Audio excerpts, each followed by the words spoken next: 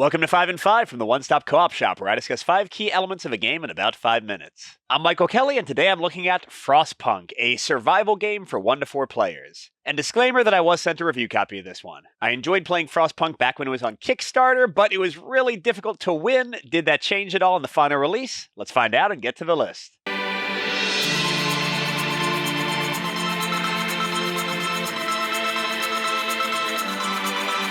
So my number 5 point is a con, and that's focusing on the cooperative options in the game. So the game builds itself as 1 to 4 player co-op, but it's actually more like games like Dawn of the Zeds 3rd edition, which I love, but which is kind of like a solo game where you just sort of divide things up. So yes, they give you these advisor sheets that kind of give each player an idea of things to focus on, like they're in charge of the healing or they're in charge of the food, but I don't know, I don't feel like that's too interesting. You also each get an advisor card, but they're super expensive to use, so I don't see them getting played too often, and you can only choose 1 a turn, so it doesn't really matter that each of the players has their own unique one. And then finally, players each have their own deck of civilian cards, and these at least are interesting, but they're one-time use. You don't get any more throughout the game if you're playing 2 to 4 player, so, once they're gone, that's kind of it. And besides that, you just share and divide up action so you can discuss things, and for some groups that'll be fine. For me, especially 2 player, it's certainly not a problem. But if you're looking for a game that gives interesting mechanics that kind of force or encourage cooperation, you're not really going to find it here.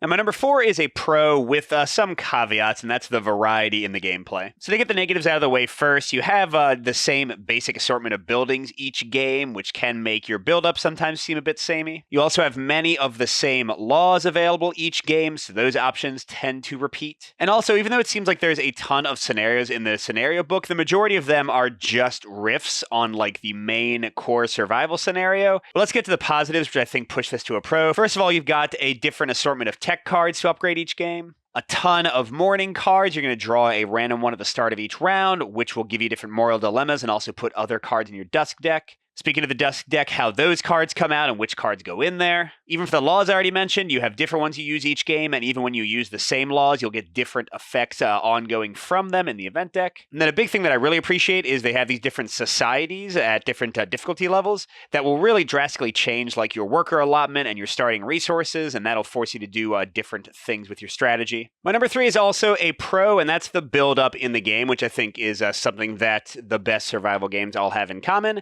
And that's the idea that you start out with almost nothing on the board, you're barely making ends meet, but the game does a nice job of letting you slowly get more powerful, master your environment, but you also run out of resources as things go, and you need to scout for more. And as you earn more resources and more ways to get coal and to house your people, the environment keeps on getting colder, keeps on becoming tougher to feed yourself and avert sickness and all that kind of stuff. So basically, like all the great survival games, I think Frostpunk hits a nice balance of giving you upgrades that you feel awesome, but ratcheting up the tension to match over and over again so the game never feels easy. Then going into my number 2, which is a mix, are the moral dilemmas and sort of the oppressiveness of the game. So as I mentioned at the start of each round, you draw these morning cards, and they offer you generally different kind of like ethical choices. And besides having an interesting emergent narrative, they also give you, like I said, these moral choices.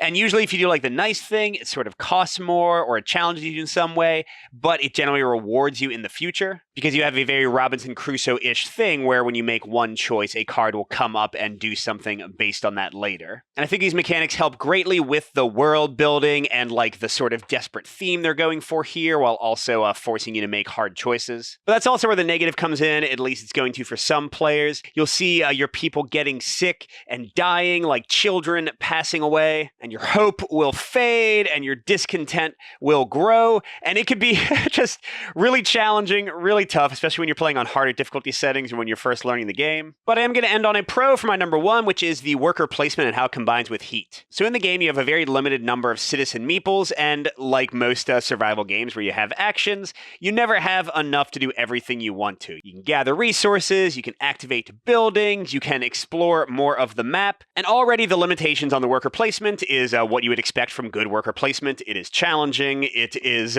tough to decide where to prioritize things, and easy to not cover everything. But a really cool additional element here is the idea of heated actions. So you can spend coal to fire up your generator, and it's going to make certain actions and certain building types or certain things near or far from the generator, heated or not. And the more you take actions that are not heated, the sicker you get, the more people you're going to have die horribly. And it's kind of the core unique mechanic of the game, but it's a really cool addition onto the basic worker placement formula and makes things really interesting and challenging. Overall, I think you might enjoy Frostpunk if you like other survival games with really tight resource management. Things like Robinson Crusoe come to mind. You'll also enjoy it best if you're going to either play it solo or if your group doesn't mind kind of discussion co-op instead of actually having different defined roles. But on the other hand, you might want to avoid this one if you don't want something that sprawls over your table, that takes a decently long time and is kind of tough to learn at first. And also, you might want to avoid it if you don't like potential depression and doom and gloom. This is a harsh, challenging, and morally gray type of game. And if you want to see a full playthrough, check out the video I posted yesterday. Good gaming, and I'll see you at the next stop.